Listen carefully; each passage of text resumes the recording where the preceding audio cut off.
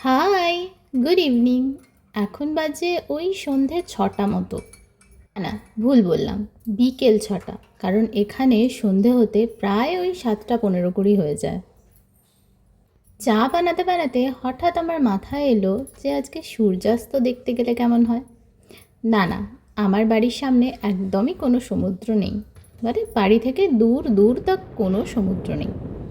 যাব এখানের একটা বড় জলাশয়। জলাশয় যদিও এখানে প্রচুর রয়েছে। তার আগে দেখো, পাহাড়ের উপরে ওই উইন্ডমিলগুলো কি সুন্দর লাগছে না? এই যে, প্রায় পৌঁছেই গেছি। আমার এলাকাতেও রয়েছে একটা বিশাল বড়, সেখানে অন্য কোনো দিন নিয়ে যাব। আজকে এসছি আমার জায়গা থেকে প্রায় 15 কিলোমিটার দূরে সিঙ্গানামালা ছেড়ুতে। এখানে লোকাল ভাষায় এগুলো ছেরু।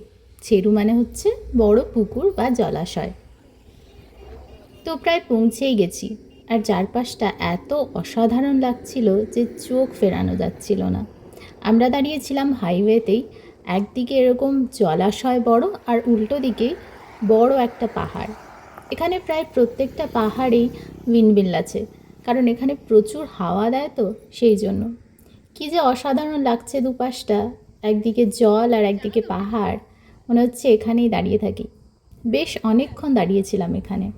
সারাদিনের ব্যস্ততা আর একঘেয়ে কাজের মাঝে এই কাছে পিঠে বেরিয়ে আসাটা, প্রকৃতির সঙ্গে সময় কাটানোটা যেন একটা অক্সিজেনের মতো কাজ করে। পরের দিন কাজ করার যেন এনার্জি পাওয়া যায়। ভিডিওটা ভালো লাগলে একটা লাইক করে দিও, আর প্লিজ চ্যানেলটা সাবস্ক্রাইব করে পাশে থেকো। দেখা হচ্ছে খুব তাড়াতাড়ি নতুন ভিডিওর সাথে।